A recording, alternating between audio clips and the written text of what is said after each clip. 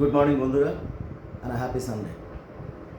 গতকাল জীবনে প্রথমবার আমি ওই শপথ গ্রহণ অনুষ্ঠানে গেছিলাম। পৃথিবীতে কোথাও যাইনি। এটা একটা মেলার মতন ছিল। আমার মনে হলো এক্সপিরিয়েন্সটা শেয়ার করি আপনাদের সঙ্গে। ভারত স্বাধীন হয়েছিল, সেদিন একটা সেলিব্রেশন হয়েছিল। সেটা আমি আর্কাইভে বিভিন্ন ছবিতে বিভিন্ন জায়গায় দেখেছি। কালকে কলকাতায় যে সেলিব্রেশনটা হয়েছে ব্রিগেড প্যারেড গ্রাউন্ডে is by no means any less than that. It was incredible.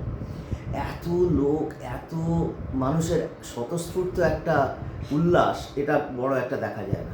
খুব সুন্দর হয়েছে।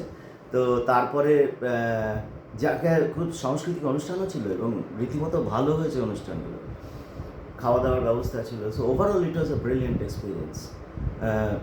তো সবার যখন এরকম স্বাধীনতা একটা ভাব রয়েছে, তো আমি ভগবানের কাছে প্রার্থনা করি যে আমাদের এই জার্নিটা যেন সুখদায়ক হয়।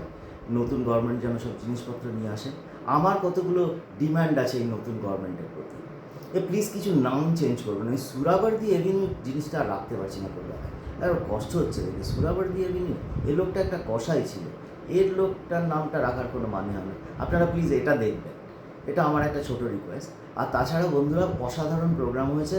এই গভর্নমেন্টের জন্য আমার অসংখ্য শুভকামনা রইল।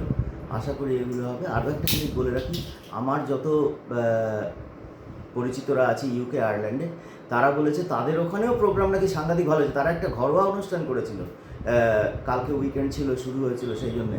And they had an amazing time as well. তার ছবি অবশ্য আমার কাছে আছে, কিন্তু দেখানো তো যাবে না, সেগুলো সেটা আলাদা কথা। কিন্তু খুব ভালো, স্বতঃস্ফূর্ত, সারা পৃথিবীব্যাপী বাঙালি সেলিব্রেট করছে। আশা করি এর ফল ভালোই হবে।